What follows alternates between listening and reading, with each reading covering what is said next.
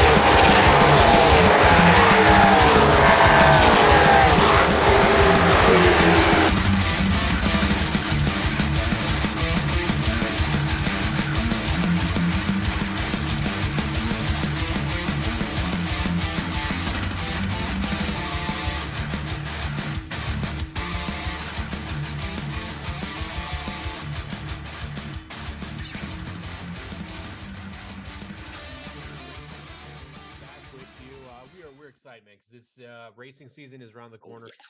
United Racing Series and Delaware Speedway getting ready for their seasons to begin. So we had to have on Jamie Maudsley, and Jamie, the voice of the United APC Late Models and of Delaware Speedway. Jamie, welcome back to the show. More sleep till media day, boys. Yeah, that's the best thing to hear, man. Things have been a little bit quiet on the APC front. We haven't had a ton of announcements in terms of drivers, but there has been some really big stuff that took place in the off season, Jamie. Most notably, the announcement that there's going to be expansion in terms of race distances this year. Let's talk about that. Yeah, the NTN Triple Crown program obviously kicking off the inaugural season this year, and it should be neat. The opening race at Sunset, and then one of the Sabo events, and then getting back to a little longer race at Delaware for the Great Canadian Weekend. It's remarkable because fans in themselves, like we like to bitch and complain all the time about stuff not being long enough. I think 100 laps is definitely great, but I mean, come on, doing 150 longer or more races, distances are one thing. The challenges, I would imagine, on the teams and the drivers, do we foresee this being a bigger challenge for them? Or is it just going to be, it's just a couple extra laps? I think it's some extra laps. And well, longer races don't always necessitate it being better racing. There's a lot of times during the year where you're like, 10 more laps, it could have been a whole different story, I think the 100-lap distance is good. I think the biggest thing is just to create those crown jewel events. I mean, the same way when you from a NASCAR standpoint, there's a big difference winning at Kansas in September and winning the World 600, the Coca-Cola 600, or the Daytona 500, and I think having those marquee events that are just a little more important, I think is a bonus for the series. And again, whenever you can get a sponsor that steps up like that, puts a little bit more money in the driver's pockets. From a team owner and a driver standpoint, you can't complain for sure. Yeah. The other big thing was I know the topic came up on tires. I hope there's no tire change, especially for the 150s. I think they're just going to let them go because I don't want to see that cut into the purse, right? That comes straight out of the racers' pockets. Yeah. we racing as a whole, I mean, we can talk about the whole pandemic thing till the end of time, and we probably will, knowing it was kind of a reset for the racing world, and we're kind of riding the wave, if you will, Jamie. And it, as you say, like the American racing culture has the marquee events, and not that we don't in Canada, but it's nice to kind of instill and shore up those marquee events and maybe attract a little more sponsorship dollars to kind of stimulate the motorsports economy, as you're talking about. And even something like you say, as simple as having a tire rule where you run what you got till the end just to save the bottom dollar, but then the drivers are going to be wheeling those things and sawing on the wheel right down to the checkered flag. So, I mean, the whole package as a rule, I mean, it's that's reason enough alone to buy a ticket, right? You got to save your tires not for just 100 laps now, but for 150. And again, years and years ago, there's a whole bunch that went into this, but they used to run modifieds at Delaware on a weekly basis with used tires. They used to get them from the Cascar guys. Now, again, there was more problems to the rule than that, which made it a little bit of a different story. But the 1 year Delaware said, hey, we're going to pay the modified guys more. We're going to let them buy new tires. They weren't ahead at the end of the day. Now you go from picking up a set of used stickers for $25 at the time to now you got to spend $400 on a set of tires. Oh, but they're going to pay you $300 more. It just, the math doesn't add up. So I really hope they keep it at the one tire limit, especially for those 150 lap races. And again, pay the guys a little more money, but don't make them pay it out of the tire truck. It really feels like we're getting into like the 21st century type business model of racing, where you have to look at it from the broad view like that, where it has to translate to a good product on the track, but it also has to make sense for the teams to keep coming back week after week for these things, and having those big races where you're going to put some extra butts in the seats too. It's a great plan, and it's just good for the motorsports culture in Ontario and Canada. Well, I definitely lucked out being a Delaware home track guy. I got that place in my backyard, and since the new ownership group has taken over, the numbers on a regular Friday night compared to what they were 5-10 years ago, it makes you excited to go to the racetrack. I think there's, I don't know, almost 3,000 people there the one night for King of the Hill. Like, it wasn't even a stock car race. That could be the freak show element. That's a whole different story. That's good to see, though. Yeah, it really is. And I mean, we both are kind of kicking ourselves because we heard about the days where there was qualifying races just to make the field at Delaware Speedway.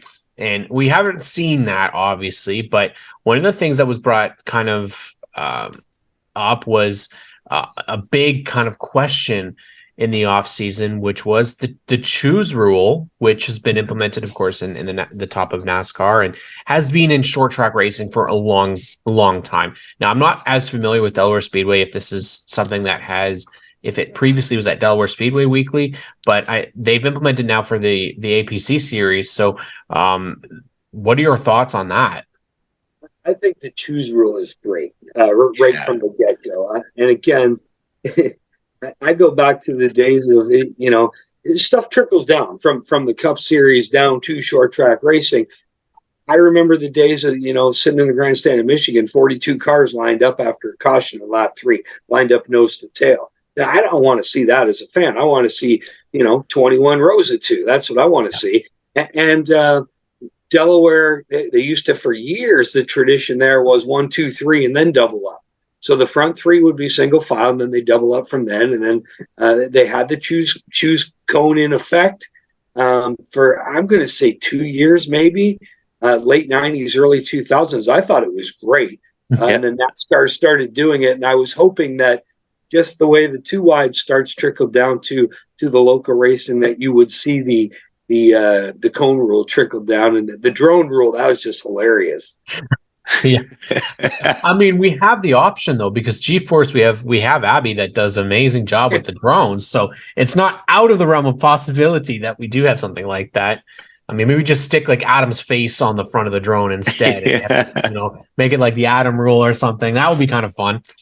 But yeah, my only question, I guess, is regarding the choose rule. Is, do you foresee that this is going to, because APC is doing it? We don't know the Penny Series right now. I haven't heard anything if they're going to do it. But do you think other tracks are going to take a role? We see Sunset Speedway is doing it as well. So is it something that we think everybody's doing?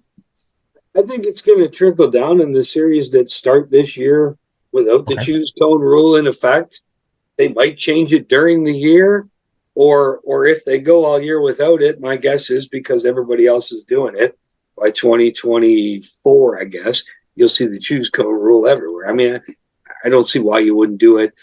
The other thing is, as much as short track racing and NASCAR is different, if you can get those NASCAR fans out to the short track, you want to give them something that they see on TV every Sunday in terms of the way things are lined up, and I think just, especially to a rookie fan walking in there to any live speedway, the more you can match it up to what they see on TV on Sundays, the better off you are.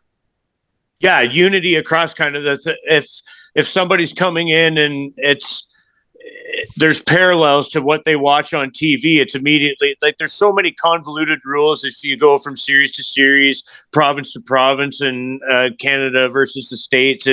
If it's something a little more standardized in a world that's not so standard, I mean, it's just a little bit easier to attract new fans, and that's something we've been really striving to do over this off season. I mean, we've been doing it ever since we kind of established ourselves, but I mean, beating that drum of bringing new fans out, it seems, talking about all, it's the best time to bring new fans to the track because there is all this new stuff going on. And do you feel that kind of energy too, Jamie? Like when you're talking with the ownership group and that sort of thing, that it's an opportunity to be seized right now. I think the short track stuff is in good shape. I think. Mm-hmm.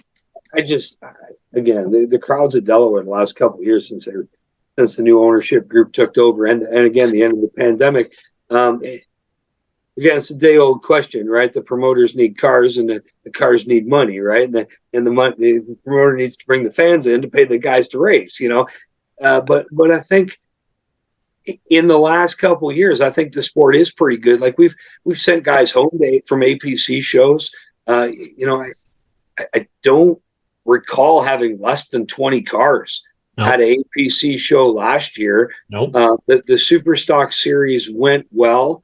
Again, I hope the numbers stay up at all the tracks. And, there was a bunch of factions that were suggesting, hey, we need more quick wick races than 5.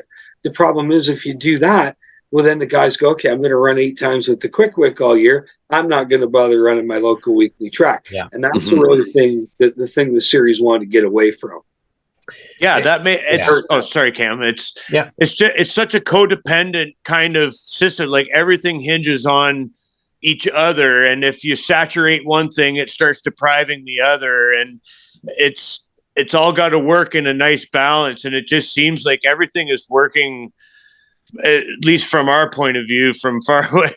It looks like it's a decent balance right now where, at least in your case, the track itself it's legendary. So, I mean, it draws the crowds, as you say. You have no shortage of great racing. It's just a good time to get out there and enjoy it. And we're almost there. So when's opening night for Delaware, Jamie? Opening night is, I believe it's the 12th is the Friday night when we open. And, of course, the next weekend will be APC action at sunset. And then, of course, Penty's on the Sunday. It's going to be a lot of kilometers on the old car that weekend. Yeah. Where I'm going to make all 3 of them. And then actually I got to skip racing in Canada the following week because I'm knocking one off the bucket list. I've been to the Brickyard 3 times, including the first one. I've never been to the 500 before. So nice. One of my buddies on iRacing, we worked out a deal with his parents. We're going to camp in their backyard, and we're going to Indy for the 500. Oh man, That's You gonna know be an what? awesome That's trip. awesome. We got a buddy of ours, Mason and Tori. They're going to go for their first Mhm. time at the 500 as well, and it's awesome to hear that there is so much excitement regarding that, and especially because it's the 500. I think for a couple of years people are going, it's the Indy 500, whatever. But IndyCar to me is a series that seems to be doing everything right, except for maybe their promotional side of things. I think they've got some work there, but holy moly, the talent alone in that series is amazing. Some of the names they have coming up through the Indy NXT program, the ladder system, it works so well. And for somebody who, my first love was kart. It was not NASCAR. It was the championship auto racers of, I don't know what it was, kart Auto racing teams. auto racing teams, and Molson every year. Paul Tracy, Patrick Carpanier, Tagliani, following the Canadians, really not liking the Andretti's. Funny how that changes. But to live out that experience, how long have you been waiting for this, Jamie? Come on. Oh, I've been watching since I was a little kid. I got to the museum once years ago when we went to the NASCAR race, and it was like $2.10 to get in. It was like ridiculously cheap. What? And just I don't know, it's one of those places. It's like going to Daytona. You just get goosebumps when you walk in the place. And I think it's going to be really neat. Like I said, there's a few of us going. We're going to go to the little 500 the night before.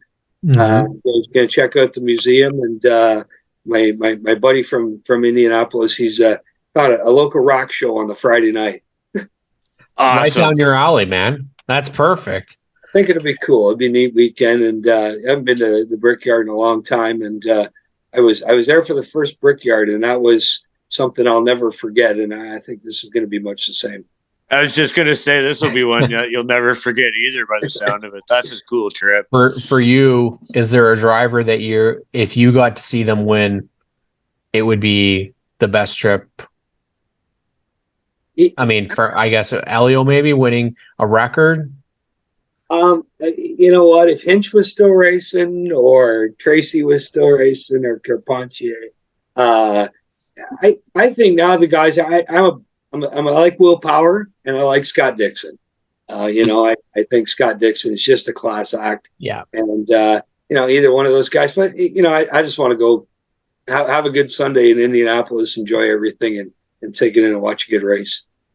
And the way those races have been this year, they no shortage of nail biting moments. That's for sure. It was 2016 or 2017 was the one that stands out to me, with Franchitti and Sato racing for the win. Yeah. And for the last 60 laps, the two of them were just back and forth, and must have changed the lead 20 times. It was just ridiculous. If I get one of those races, I don't care who wins. The Sato losing in turn one on the final lap, that broke my heart. Luckily, he did come back and get two, so he's already done pretty good for himself. But we'll transition back over, because one of the bonuses about you, Jamie, is that you're kind of all over the place. So we talked about the APC series, but Delaware Speedway also made a big announcement that they've got a new race director in Sean Gibbs, and that's a name that many people are familiar with. Let's talk about Sean and his promotion and his new opportunity into Delaware Speedway. I'm excited about it. The Russ was there for years, and the Speedway's in a better spot now than before Russ showed up. I will say that for sure. Some new people in place. Obviously, Gibbs in the tower, and I've had the chance to work with Sean up in the tower for a number of years. Pretty excited about that. Of course, having Dave Graham on board is going to be a biggie. And I think the biggest thing there is Dave worked the souvenir booth for the APC series for so many years that when fans complain about something, he's the APC guy that they see. Right, like they don't get to go talk to the tech staff and let them know what's wrong. If they're not happy with something at the racetrack, they're going to go talk to the only guy in the APC shirt out in the fan side, the souvenir guy. So he's heard from them all. I think he's probably got good ideas from them all, and I think it's going to be great. I think in terms of the race control ends from Sean end of things, with the experience he has, and then as well on the management side of things, I'm excited at working for Dave. There's kind of the changing of the guard that happens in racing, and in our Ontario and Canada especially, familiar faces move around and show up in different places. But it's neat to see passionate groups align no matter where they are. See, like in the case of Sean popping up at the Delaware with the Delaware group, I mean, it just fits right. It's everybody knows who Sean Gibbs is, and there's no more passionate guy and no better guy for the job. So it's cool to see that kind of thing happen in our little silly season. Yeah, he's got a lot of experience in the race director role. He flagged for years and years, and I mean that's for sure. Like the second race director, if you will, at the racetrack. And again, I've heard him on the radio. I've heard him in the tower. When situations going sideways, he's as cool as you can get under pressure. He's clear and concise with his instructions to the guys on the radio and what he wants done. And I think from all the calls I've seen over the years, he's fair, and I think he'll do a good job. Yeah, we're really excited about the season in Delaware with Sean being there, and just I think we're gonna have a good car count, and the opening practice day not too far away. That's the thing that I'm really excited about. I mean, I will give a lot of credit to Delaware Speedway, because without them going out and getting a live broadcast with Rogers TV, I don't think that my fandom, not just specifically for Delaware Speedway, but for Canadian motorsports, would not be where it is without that. Because I started watching that a couple of years ago when it first came in, and I did not know a single name at Delaware Speedway. I didn't know any of the weekly competitors. And now, thanks to that broadcast, I look forward to, I used to watch, it was NASCAR trucks, it was NASCAR Xfinity, it was NASCAR Cup. I don't look forward to watching those races anymore. I look forward to my Friday Delaware Speedway racing. I look forward to whatever racing in Canada is taking place on Saturday and Sunday, even if I have to watch it via Race Monitor. This is exactly what fans need. You guys have the opportunity of having a broadcast partner that will post it on YouTube. So let's talk about Rogers TV London and what they've done for Delaware Speedway, and what they'll be doing hopefully again this year. Well, they're back, as far as I know, all ready to go. And Chris Burkholz, he's been involved with Rogers a long time. He's a producer on it and really spearheaded getting them back out a few years ago. Obviously, Chris Soares on air. I've had the chance to work with Chris at the racetrack for years now. Always good to see him on there. I like the rotating booth that he had. He had Gary Adrian sit up there. He had Trevor Culver up there. I think that's cool when you can get a guy, again, you get the guys on the TV broadcast that at some point they become irrelevant because there's so many new fans that, but guys like that who raced last Friday, they're as relevant as it gets. And, Trevor Culver, he's always done good on the mic, good at promoting people. He used to fill in for Jared up at Grand Bend years ago. So, I think that on the Rogers end, and it's, I've heard over the years a lot of short track promoters say, well, why would I give my product away? And, by putting it on TV, people don't have to come out. And,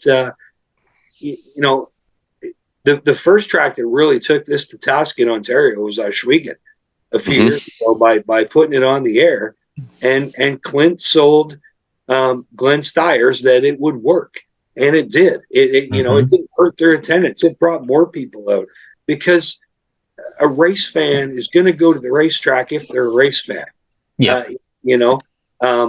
if they can't get to the racetrack, you can still have them involved and give them the product. Yeah. Even, and I don't see why there isn't every short track in the world who doesn't at least plug into YouTube and put their audio out there from their. All right. Yes. Yep. I've been saying that for years. All it takes is $200 laptop and a couple plugs. And if I'm at Michigan Speedway in the grandstand or in the campground on Friday night, and I want to listen to what's going on at Delaware Speedway, I can listen to it. I wasn't going to be there to spend my money anyways, but at least you can participate and become part of the show again. That was actually something that I used to, way back when, I don't know if it's still around, but there used to be the Performance Racing Network that we get in PRN, and it would just get it on radio on the AM dial. And that's how it could be able to catch, because it would get the MRN broadcast from the US and they'd play it up here. And that's what I have to do sometimes, because we didn't have enough TVs in the house. So I had to deal with the radio. I love this idea. It's what I've talked about for the Pinty series as well. Like, if people can't have the access, if they don't have the access to get watching it live, having a radio broadcast, same with some sort of like you said, if it's just the track audio, that goes a long way, because it's still people tuning in. And I definitely like the idea that you guys have with broadcasting your stuff, because I think it's done exactly what Clinton did say it would. And for me, I want to go to Ohsweken every week. I want to go to Delaware every week. That's the reality. The racing that I've now, I argue, obviously, I'd rather go to see Delaware more, just because I'm not a dirt guy, but it definitely did that. And if I lived a lot closer, I would be there every week. But you're in Scarborough too, Cam, right? Yeah. And you tuning into that, you referred me, hey, you should check this out. We watched it when we were in Trois Rivières last year. I watched it at home. Like, I watch Delaware Friday nights in Muskoka, because I'm not going to drive 500 kilometers to Delaware on Friday night every Friday. But that concept, it's proven that it works, and it makes us want to be there for, like, those diehard fans. They will tune in, and it will make them say, hey, one day I got to buy a ticket and just stop watching. Yeah, exactly. Whether it's live or on TV, and most marketing people will tell you this, eyeballs are eyeballs. Exactly. And if you can show people the numbers of who's watching, how many of them, what age they are, how much money they make, you can sell it. Mm-hmm. I think it's a lot easier, Jamie, as well. When you go, how do I find a NASCAR Cup broadcast? Oh, you have to have TSN 1, 2, 3, 4, 5 at this time with this cable provider and this and this and this, or you just say go to YouTube. Like, done. Simple and easy. One of the biggest complaints we get for the Pinty Series races has been that people don't have accessibility to it, because they have to have a specific TV package, and a lot of people don't have cable anymore, right? So having this option out there, it does provide so much more for people. And we have to, before we wrap up here, we have to squeeze in the real big excitement that we have this year for Delaware Speedway, which is that the Ontario Sportsman Series, a series that we work so very much with. And I believe you have a bit of a history with the Ontario Sportsman Series as well, making 3 trips to Delaware Speedway, part of our special events cup in memory of Bob Merrifield. And let's talk about the opportunity to see these old cast cars / Pinty's cars still coming out and racing. Guys that are in our series that are in their 40th year of racing, which is absolutely insane. Great cars. They put on a great show. Mm-hmm. Hopefully they bring a lot of them again this year. Yeah. That's what I grew up on. I grew up on cast car Friday nights at Delaware Speedway from the time I was a kid. My first job in racing was working for Tony in cast car. Cool. And the cars are awesome. I can't say anything bad about the APC show, level of competition and the equipment, but those cars just put on a special show. It doesn't matter where they're at. It leads to a lot of good 2-wide racing, and it should be great to see them at Delaware 3 times this year. And for all the times that Kevin Trevelyan has been the bad luck story, man, for him to finally win, not once, but a second night in a row. Delaware, it was really cool to be able to see that. And then gets championship out of it. Like, what a story. And you know what? We love Delaware Speedway. We love the APC series. We're hopefully going to get a couple more races in this year. It's tough because you got to go to which race are we going to go to this weekend? And we'd love to be everywhere, but we that's not always possible. But Jamie, we absolutely love that you have been a great friend of ours and somebody that we look up to, and definitely as a voice of racing in Canada. So we want to thank you for having the opportunity for coming on and chatting with us once again. And we'll definitely be doing it later this year, talk about the APC series and what's going on at Delaware Speedway. And we'll hopefully run into you at a couple of our different trips out to Delaware Speedway this year. Good stuff. Well, it's great to be on, and you guys are doing a great job. Keep it up. Thanks a lot, Jamie. We, as Cam said, stepping foot on Delaware's property is just one of those things that it's our Daytona. It is. It's just, you feel the racing heritage when you step foot on the property, and I look forward to every time we make the trip down there. It's worth every minute of the travel, and can't wait to do it again soon. One of my favorite Delaware stories years ago, Cascar hadn't been there for years, or the Pinty series, or it was still Canadian Tire Series at the time. It hadn't been there for a number of years, and it was probably 4 or 5 years they hadn't raced those types of cars there. And at the top of the hill, the night they finally made their return, it was Dennis Thompson who summed it up best. He said, "You know what? This place just feels like a racetrack." And it was, I will never forget those words from Dennis Thompson. So that's perfectly well said. I mean, such a good line. Yeah. Yeah, it really does. I mean, when you pull out and you walk in between those two stands and you see it, you're in the almost, it's like the valley of the hill.